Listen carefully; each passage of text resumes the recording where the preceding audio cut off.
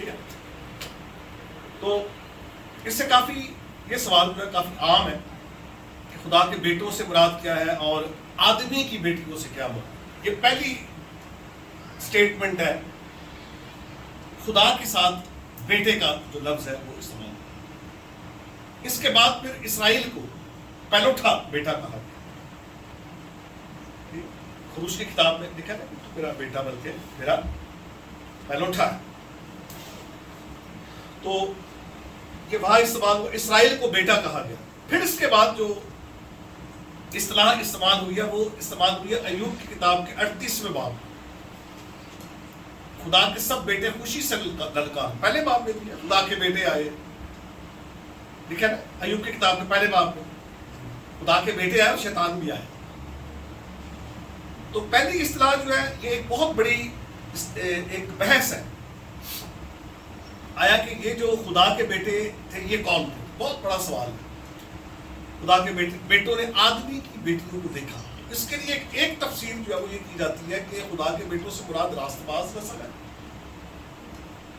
اور آدم کی بیٹیوں سے مراد جو ہے ناراست نسل ہے.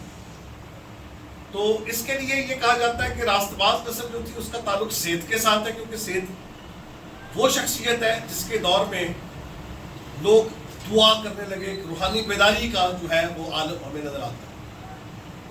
ٹھیک ہے, دیکھیں اس وقت لوگ یہوہ کا نام لے کر دعا کرنے لگے, یا یہوہ کا نام لینے لگے, یا دعا بندگی کرنے لگے. عبادت گزاری کا ایک ماحول جو ہے وہ سیت کے ساتھ اس کی نسل کے ساتھ ہمیں منسلک نظر آتا ہے. یہ بنیاد ہے خدا کے بیٹے ہونے کی, کیونکہ وہ راست باز تھے.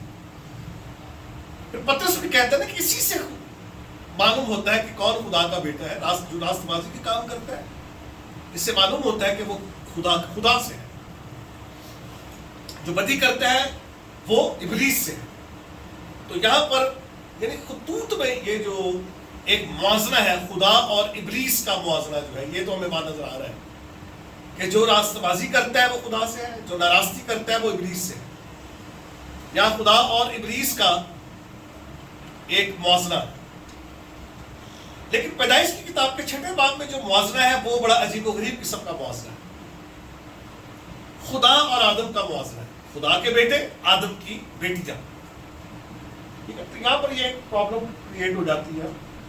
ایک مسئلہ ہمارے سامنے آتا ہے کہ خدا اور آدم جو ہے یہ اپوزٹ نہیں ہے. خدا ہاں ایک حوالے سے تو آپ کہہ سکتے ہیں کہ یہ اپوزٹ ہے. یعنی اگر خدا کی راست بازی کو مد نظر رکھا جائے اور انسان کے گنہگار ہونے کی بات کی جائے تو ظاہر سی بات ہے تضاد تو ہے اس میں. لیکن اگر بنیادی طور پر دیکھا جائے تو خدا اور انسان مماثلت رکھتے ہیں. مماثلت کا وجہ کیا ہے؟ کیونکہ انسان خدا کی صورت پر پیدا کیا. انسان جو ہے یہ خدا کی صورت پر پیدا کیا گیا ہے. اس کا مطلب یہ ہے کہ وہ خدا کی مانند ہے. ایک حد تک انسان جو ہے مطلب خدا نے جو صفات انسان کو دی ہے اس کی جو مماثلت ہے خدا اور انسان, جسے صفات مشترکہ کہتے ہیں. ٹھیک ہے, خدا دیکھتا ہے آپ بھی دیکھ رہے ہیں, خدا سنتا ہے آپ بھی سن رہے ہیں. بولنے کا خاصا خدا کا بھی ہے آپ کا, لیکن اس کا کیا بولنے کی کیفیت کیا ہے؟ وہ کیسے بولتا ہے, وہ کیسے دیکھتا ہے, وہ کیسے سنتا ہے, وہ کیسے سوچتا ہے. وہ ہمارا جو مفہوم ہے سننے, دیکھنے اور سوچنے کا اس سے بالکل جدا ہے. لیکن ایک مماثلت ہے, صفاتی مماثلت. سوال پیدا ہوتا ہے نا خدا کی صورت جو ہے یہ کیا ہے؟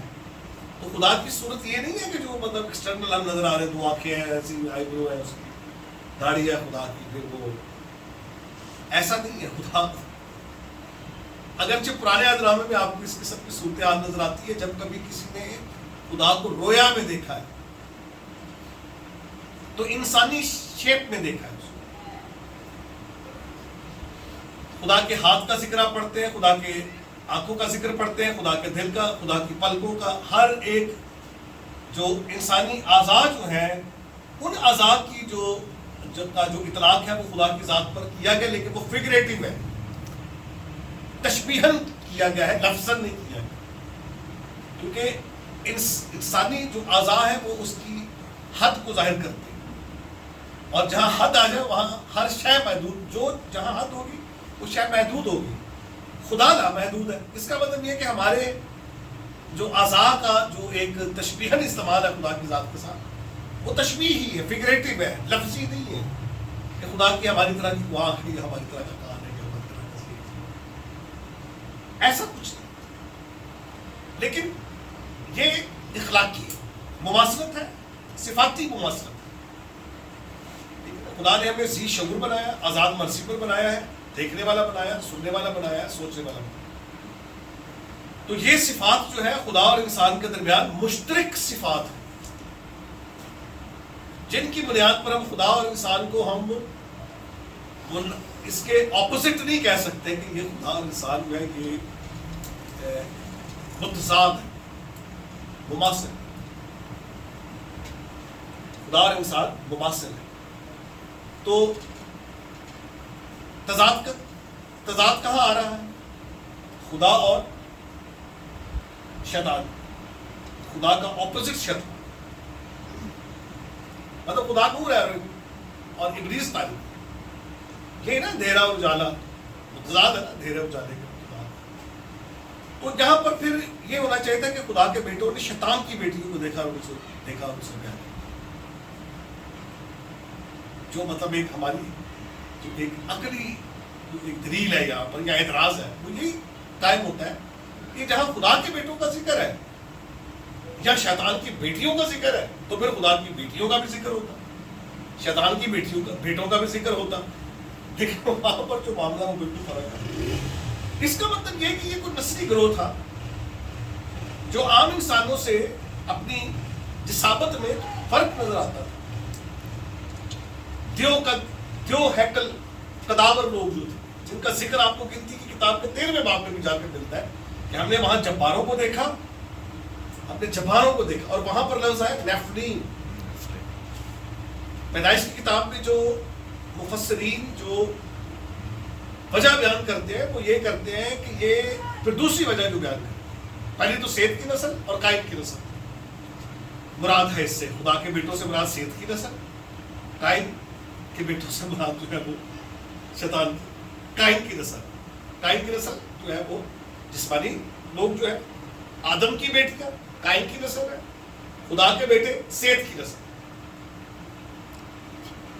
یہ ایک نظریہ ہے، لیکن اس میں ایک سوال یہ اٹھا ہے کہ خدا کے جو اپوزٹ جو ہستی ہے یا کوئی ذات ہے تو ابلیس آدم تو نہیں، پھر تو جملہ ہونا چاہتا ہے خدا کے بیٹوں نے راست بازی یا گنہگاری کی بنیاد پر اگر ان کو خدا کے بیٹے یا ان کو آدم کی بیٹیاں کہا جا رہا ہے تو اس کا مطلب یہ ہے کہ پھر ہونا یہ چاہیے تھا راست باز ہونے کی اعتبار سے، چلو ٹھیک ہے وہ تو ہو گئے خدا کے بیٹے، اور گنہگار جو عورتیں تھیں یا مرد تھے ان کے لیے پھر خدا کے مقابلے میں کیا استعمال ہونا چاہیے تھا؟ شیطان استعمال ہونا، آدم کیوں استعمال ہونا؟ ایک مسئلہ تو آ گیا نا۔ آدمی کی بیٹیوں کو دوسری تفسیر جو کی جاتی ہے وہ یہ کی جاتی ہے کہ یہ آسمان سے گرائے ہوئے ناپاک فرشتے ہیں جنہوں نے انسانی صورت پہ اختیار کر دی، وہ تحریر ہو گئے اور انہوں نے پھر عورتوں کے ساتھ بیاہ کر۔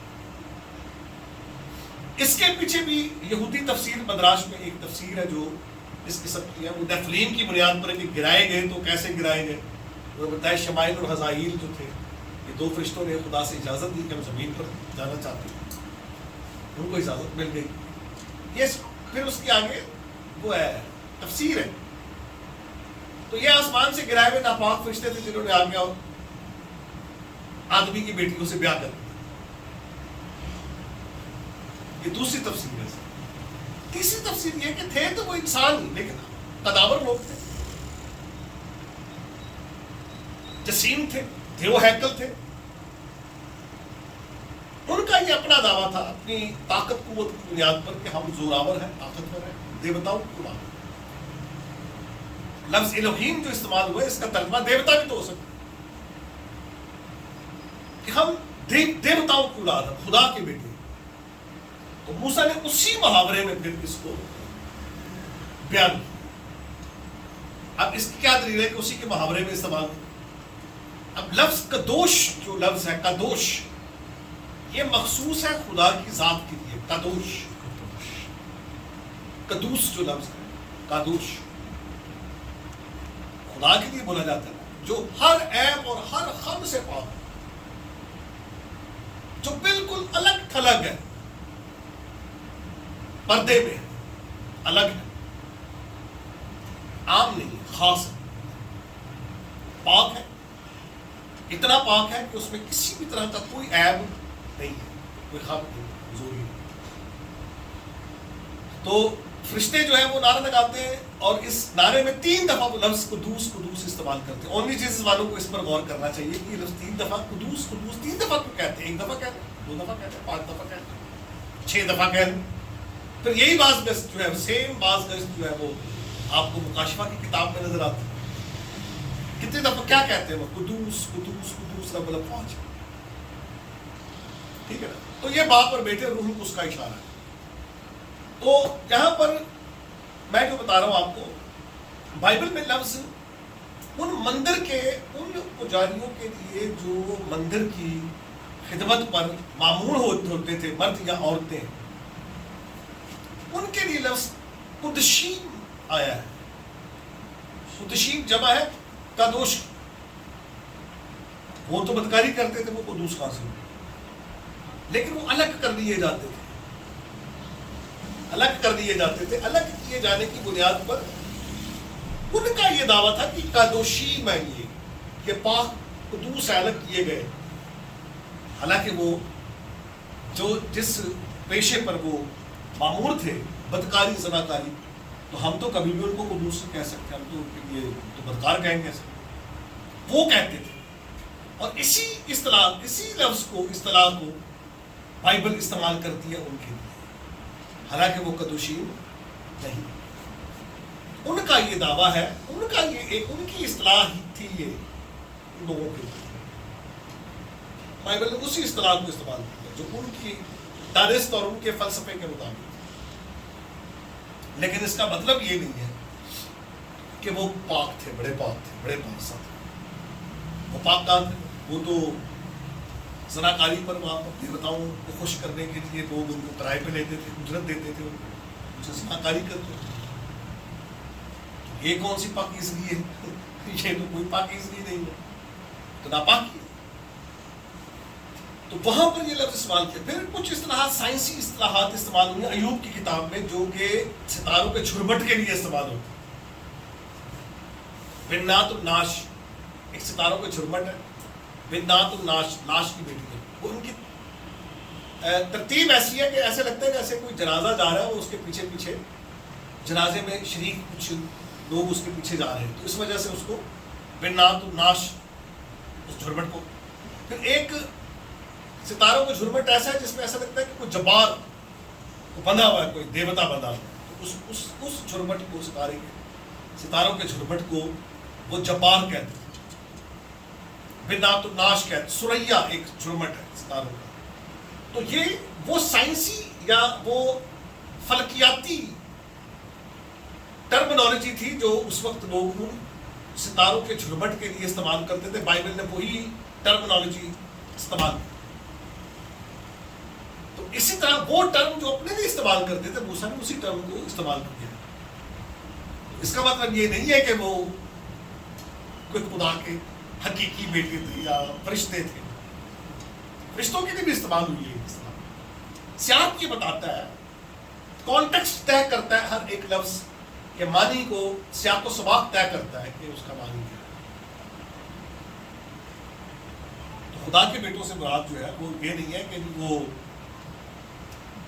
फरिश्ते थे, ठीक है, फरिश्ते नहीं थे, वो जसीम लोग थे। फिर अगर तूफान नूह की जो आमद है, तूफान नूह का जो आना है, वो इन्हीं जब्बारों की नेस्ती के लिए था, इनको नेस्त करने के लिए आया था, ठीक है। तो कितनी जाने बची उसके बाद? 8 जाने बची।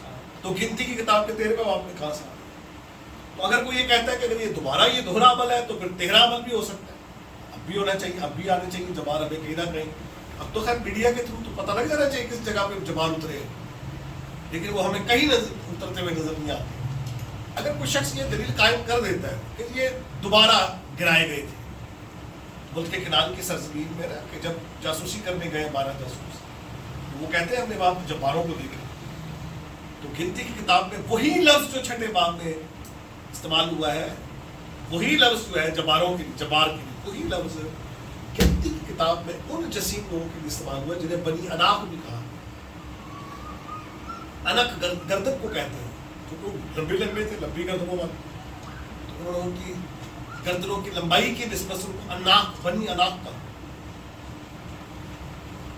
تو وہاں پھر یہ کہ، اور پھر اس کی جو منطقی دلیل ہے وہ یہ ہے کہ فرشتہ جو ہے وہ روح ہے،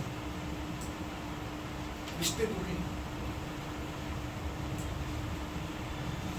ٹھیک ہے، اور انسان جو ہے بدن جان انسان ہے، انسان الگ ہے، الگ ذات ہے، فرشتہ ایک الگ ذات ہے۔ لاجک یہ بتاتا ہے جن سے جنس، ذات سے ذات پیدا ہوتی ہے، ٹھیک ہے، حیوان سے جو چیز پیدا ہو کیا ہوگی، حیوان ہوگی، انسان سے جو شے پیدا ہوگی وہ انسان ہوگی، ٹھیک ہے، جو فرشتے سے پیدا ہو، اگر بالفرض محال for the sake of argument اگر پیدا ہو تو کیا ہوگا، فرشتہ ہی ہوگا، انسان تو نہیں ہوگا، پھر وہ ہاف اینجل اور ہاف مین، تو یہ تو مخلوط ہو جائے گی نا ایک نسل کی، کہتے چونکہ مخلوط ہو گئی تھی اس لیے اس کو ختم کرنے کے لیے، تاکہ اس نسل، انسانی نسل کو خالص رکھا جائے، تاکہ وہ عورت کی نسل جو ہے وہ انسان جو ہے وہ اس میں کوئی گڑبڑ نہ ہو۔ پوری ایک تھیوری ہے اس کے پیچھے کہ اس نسل کو پاک رکھنے کے، انسانی ذات کو خالص رکھنے کے لیے ان جباروں کا خاتمہ کر دیا تاکہ انسانی نسل جو ہے وہ آگے خراب نہ ہو، مطلب ہاف گاڈ اینڈ ہاف مین پیدا نہ ہو۔ لیکن یہ تو کوئی بات سمجھ سے باہر، half god and half man, half angel کہنا چاہیے، ہاف گاڈ ہاف اینجل، آدھا فرشتہ آدھا انسان۔ وہ کہتے ہیں نا یسوع مسیح کے اندر انسانی روح نہیں تھی، وہ کیا کہہ رہے ہیں، وہ آدھا انسان۔ جو صرف مسیح کو خدا مانتے ہیں وہ بھی آدھا کر رہے ہیں، جو مسیح کو صرف انسان کہتے ہیں وہ بھی آدھا کر رہے ہیں، جو خدا کہتے ہیں صرف وہ بھی آدھا کر رہے ہیں۔ ہر اس موضوع نہیں ہے ہمارے۔ پھر وہ ہاف اینجل اینڈ ہاف مین ہوگا۔ اگر کہیں پیدا ہو ایسی کوئی صورتحال ہو بھی تو وہ پھر نہ تو وہ پورا فرشتہ ہے نہ وہ پورا انسان۔ پھر مسیح یسوع نے کہا کہ قیامت کے روز، صدوقیوں نے کہا کہ ایک مرد کی جو ہے ایک عورت تھی، اس کے 7 مرد تھے، قیامت کے روز وہ کس کی بیوی ہوگی؟ چلے ادری میں بتائیں کس کی بیوی ہوگی، بتاؤ۔ مسیح نے کہا کہ قیامت کے روز ہم سب فرشتوں کی مانند ہوں گے کیونکہ ان میں بیاہ شادی، تو جب فرشتوں کی بیاہ شادی ہوتی تھی تو ان کے بچے کہاں سے؟ اور اگر فرشتوں کے درمیان بھی پیدا ہو تو فرشتوں سے فرشتے پیدا ہو، جنات سے جنات پیدا ہونے چاہیے، فرشتوں سے فرشتے ہی پیدا ہونے چاہیے۔ انسان تو پیدا ہے، انسان سے کبھی فرشتہ پیدا ہوا ہے؟ فلموں میں ہوا، فلم میں ہو جاتا ہے، فلموں میں بہت کچھ ہوتا ہے، یہ فلمی داستان ہے۔ وہ کہتے تھے کہ وہ فرشتے تھے، ان سے انسان پیدا ہوا، سمجھ سے مانا۔ تو پھر تو وہ جو ولیم برینہم پارٹی ہے وہ کہتے تھے کہ قائم جو ہے وہ سانپ کی نسل سے، آپ تو پھر اس کو سپورٹ کر رہے ہیں۔ ان کے کسی ایک بندے سے میں نے پوچھا تھا، یہی سوال کیا میں نے کہ جن سے جنس، ذات سے ذات پیدا ہوتی ہے، آپ کہہ رہے ہیں قائم سانپ سے تھا، تو اس کی کوئی دلیل نہیں کہ کسی زمانے میں، کسی وقت میں، کہیں کسی سے کوئی سانپ پیدا ہوا ہو، انسان سے ایک سانپ پیدا ہوا، یا چلے کسی بھی جانور سے کوئی انسان، یا انسان سے کوئی جانور پیدا ہوا۔ مثالیں کہہ رہے ہیں لیکن کہیں دور پڑی نہیں ہے جہاں سے وہ لا نہیں سکتا، مریخ پر ہے، تو مریخ پر وہ جا نہیں سکتا، وہاں سے وہ لا نہیں سکتا، اسے ہمیں انتظار کرنا پڑے گا، کب تک؟ مرنے تک انتظار کرنا پڑے گا اس کی دلیل کا، جو ہے ہی نہیں ہے، مطلب یہ ہے ہی دلیل ہی نہیں ہے، بے تکی بات ہے، بلا دلیل دعویٰ ہی، کوئی سانپ سے انسان پیدا نہیں ہوتا، چھوٹا ہی۔ یہ سرپنٹ سیڈ آف وائٹس تھے، بدعت تھی جو یہ کہتے تھے کہ سانپ اور ہوا کے ملاپ سے ٹائم پیدا ہو، یہ جھوٹ ہے۔ عہد نامہ عتیق میں خدا کے بیٹے کی اس طرح کے حوالے سے بات ہے، پھر بنی اسرائیل پر جب اس کا اطلاق ہوا، اس کا تو آپ نے سوال نہیں کیا کہ آخر یہ تھے کون؟ تو میں بتا رہا ہوں کہ یہ انسان ہی تھے، لیکن انسانوں سے اپنی بناوٹ میں، قد و قامت میں فرق تھا. ان کا یہ دعویٰ تھا کہ ہم خدا کے بیٹے تھے تو نہیں وہ، لیکن دعویٰ تھا کہ ہم دیوتاؤں کی اولاد ہیں. عام لوگ چھوٹے تھے ان کے نسبت اسپیشل. یہودی بھی کہتے تھے کہ ہم خدا کے بیٹے ہیں، خدا سے پیدا ہوئے. حالانکہ وہ جھوٹ کہہ رہے تھے کہ خدا سے. کہاں سے پیدا ہو گئے وہ؟ خدا سے تو ایک ہی پیدا ہوا، خدا سے تو ایک ہی پیدا ہوا، خدا یسوع سے. اسے تو اس کو اکلوتا بیٹا کہا گیا، یونیک سن آف گاڈ ہے. تو پھر دوسرا جو اطلاق ہے اس کا کہ بنی اسرائیل قوم کو پیلوٹا کہا گیا. پیلٹو، اسرائیل میرا بیٹا بلکہ میرا پیلوٹا ہے. یہاں پر یہ خاص بات سیکھنے والی ہے کہ خدا کے منصوبے کی یہ پہلی چنیدہ قوم ہونے کی بنیاد پر اعزازی طور پر ان کو پیلوٹے ہونے کا حق. پہلی امت، پہلی قوم، خدا کے منصوبے کی، منصوبہ نجات کی چنی ہوئی پہلی قوم، اسرائیلی قوم، اس نسبت سے اسے پیلوٹا بیٹا کہا گیا. سمجھ گئے؟ پھر آگے اس کے اور بھی زبور کی کتاب میں بھی آپ کو ملتا ہے، زبور 2 میں ملتا ہے آپ کو کہ تو میرا بیٹا ہے، آج تو مجھ سے پیدا ہوا. زبور کی کتاب میں پھر اسی میں لکھا ہے کہ بیٹے کو چومو. دانیل کی کتاب میں نبوکدنصر بادشاہ کہتا ہے کہ چوتھا جو ہے وہ الہ زادہ کا سا ہے، خدا کے بیٹے کا سا ہے. اس کی شخصیت اتنی شاندار تھی، جلالی پر ہیبت تھی، اور ظاہر سی بات ہے کہ وہ آگ میں کھڑا ہے اور آگ اسے چھو نہیں رہی ہے. اس سے یہ اندازہ لگایا ہے یا ایک مکاشفہ اس پر یہ ہوا ہے، یہ جو چوتھا شخص ہے یہ خدا کا بیٹا ہے. یاد رکھیں خدا کا بیٹا کہنے سے مراد جو ہے وہ خدا ہی ہوتا ہے. وہ شیر کا بچہ شیر ہی ہوتا ہے، شیر کا بچہ شیر ہی ہوتا ہے. خدا کا بیٹا خدا ہے. ٹھیک ہے، وہ الگ بحث ہے کہ خدا ہے. ہاں ذات میں، ایسنس میں انسان کا بیٹا انسان ہوتا ہے. انسان کا جو بیٹا ہے انسان، حیوان سے جو چیز پیدا ہوتی ہے وہ حیوان ہے. خدا سے پیدا ہونے والی شخصیت جو ہے وہ خدا ہے. ذات میں خدا ہے، شخصیت میں امتیاز ہے، ذات میں سیم ہے.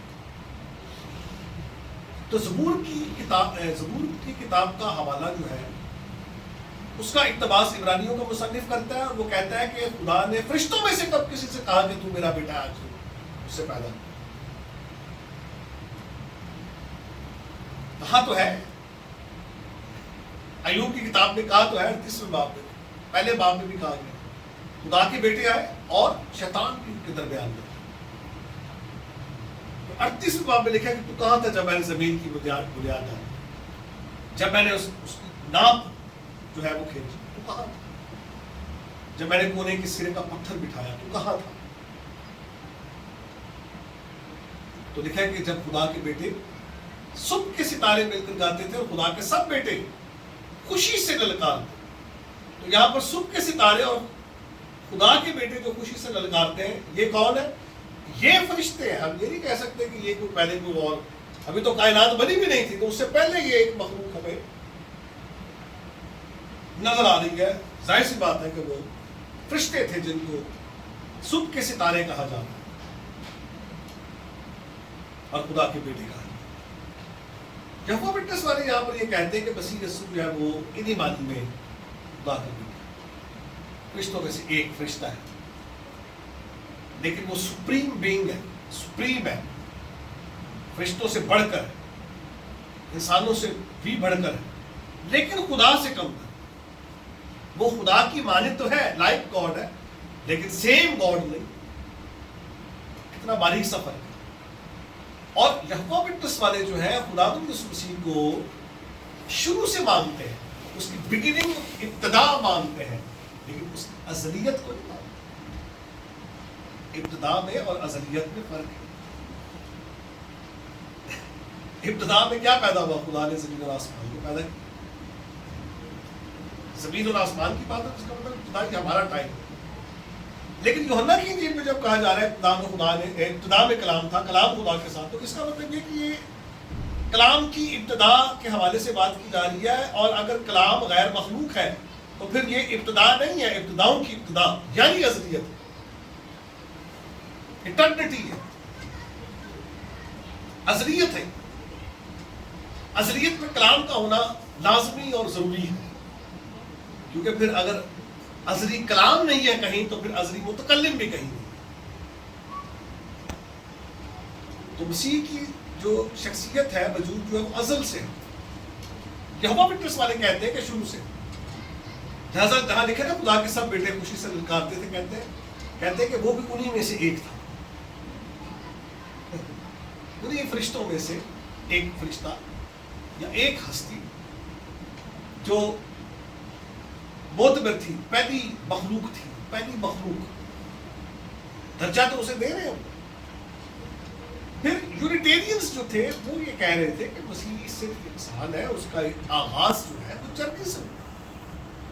ہم یہ کہتے ہیں کہ اس کی الہی ذات کا کوئی آغاز نہیں ہے، وہ تو ازل سے ہے، لیکن اس کی انسانی ذات کا آغاز چربی سے ہوا.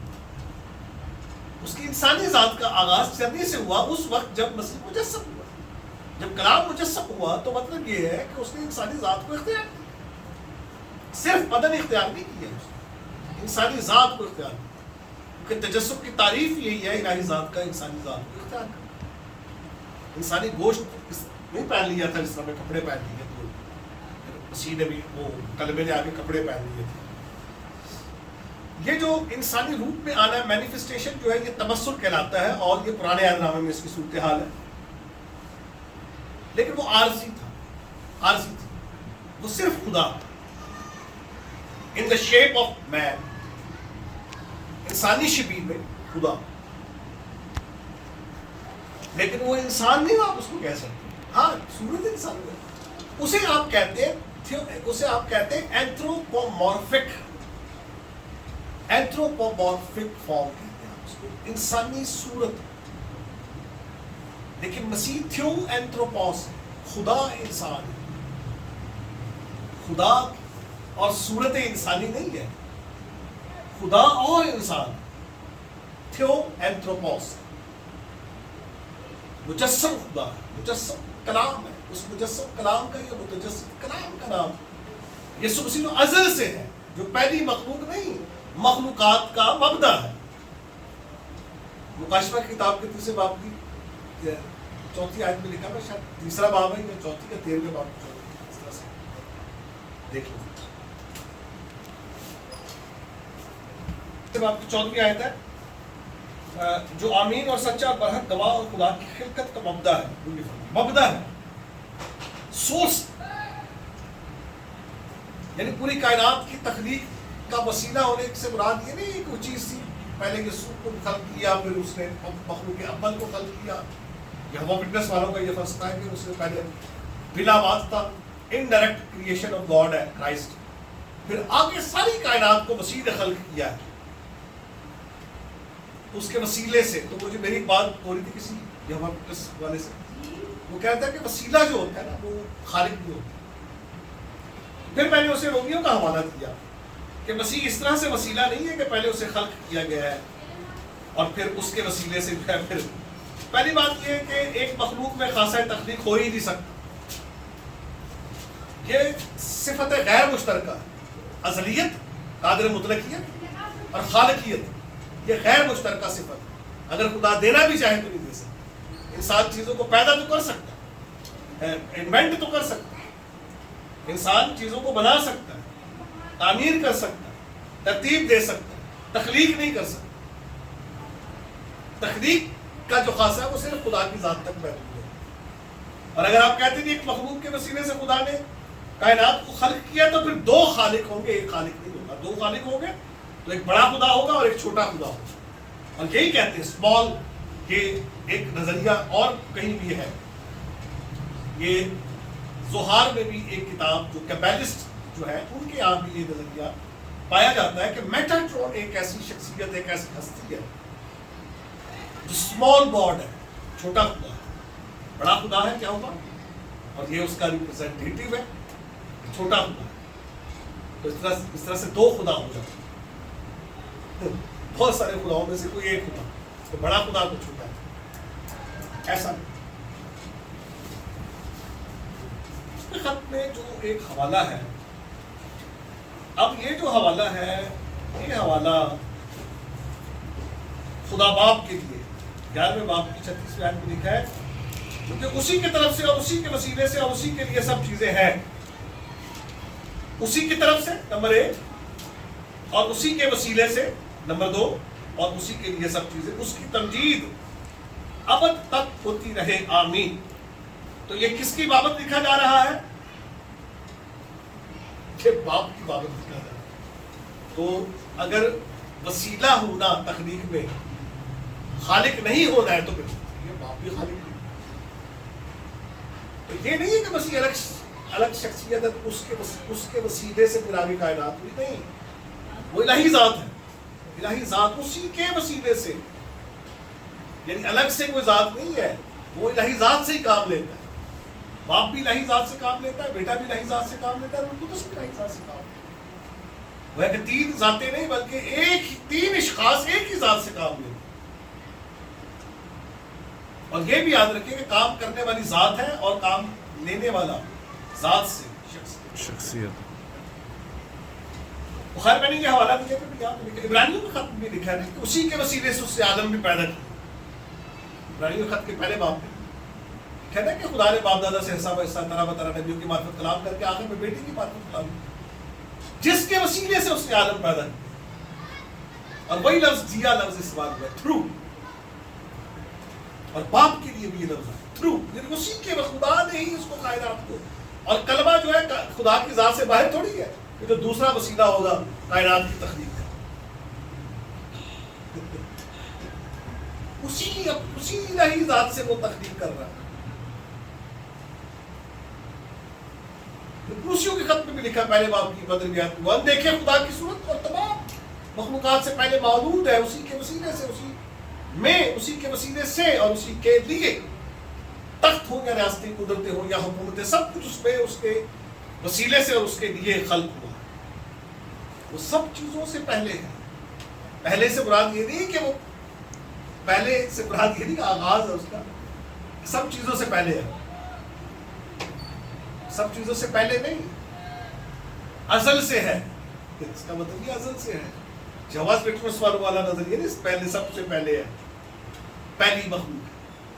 کوسیوں کے خط کے اس 15ویں آیت سے یہی حوالہ لیتے ہیں کہ وہ خدا کی خلقت کا مبدا جو ہے، آخر لفظ اس بات کو وہ کہتے ہیں خدا کی خلقت کی ابتدا ہے. کوسیوں کے خط کے پہلے باب کی 15ویں آیت کے مطابق وہ کہتے ہیں کہ وہ اندیکھے خدا کی صورت اور تمام مخلوقات کا پہلا اٹھا ہے. کیونکہ وہاں پر جو لفظ ہے وہ پروٹوٹوکوس آیا ہے، اور وہ اگر کہتے ہیں اپن مخلوق ہے تو وہاں پر لفظ پروٹوکٹیزو نہیں ہے، پروٹوٹوکوس. اور یہ ایک ایسا لفظ ہے جو مسیح کی موجودیت کو بھی بیان کرتا ہے اور اس کی ازلیت کو بھی بیان کرتا ہے اور اس کے رینک کو بھی بیان کرتا ہے کہ وہ سب سے بلند ہے، سب سے بڑا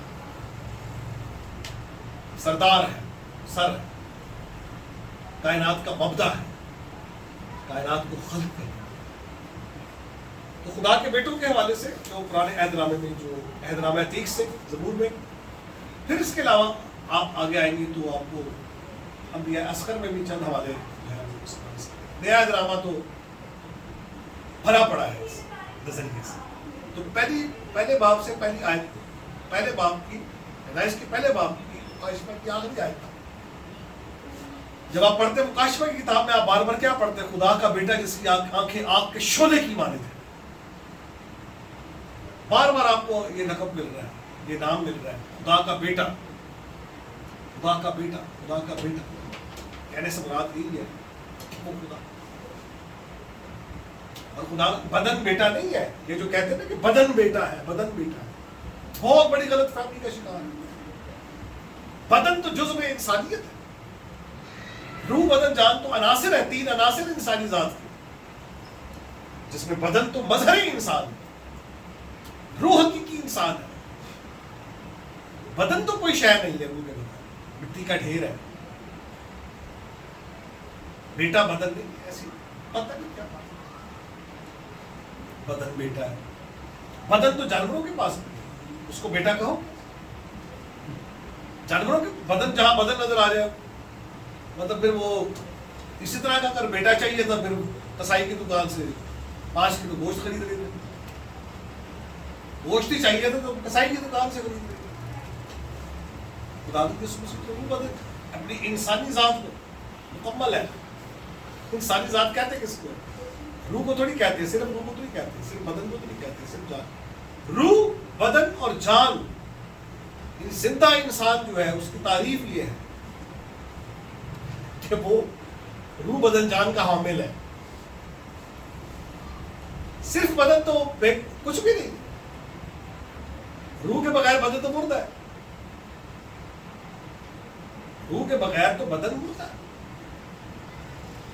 اور اس کے لیے یونانی زبان میں جو لفظ استعمال ہوا ہے، اردو میں لاش اور اردو میں گریک میں یونانی زبان میں پٹوما لفظ استعمال ہوتا ہے۔ بدن کے لیے، صرف بدن کے لیے سوما بھی استعمال ہوتا ہے، ساکس لفظ بھی استعمال ہوتا ہے، جانوروں کی باڈیز کے لیے بھی ساکس استعمال ہوتا ہے، انسانی بدن کے لیے بھی۔ لیکن بہت سے ایسے مقامات ہیں جہاں پر سوما سے مراد پوری انسانی ذات ہے اور ساکس سے مراد بھی پوری انسانی ذات۔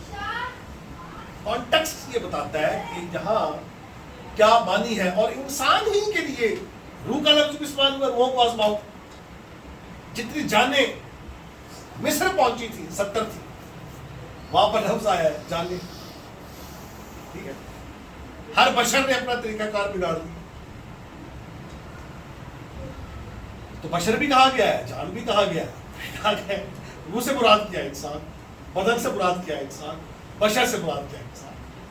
تو یہ تبادلہ پذیر الفاظ ہیں جو کہ سیاق اس بات میں کبھی بھی ہم بدن کو بیٹھے، یہ باتیں ساری نوٹ کرنے والی ہیں، جیسے آپ نوٹ کریں۔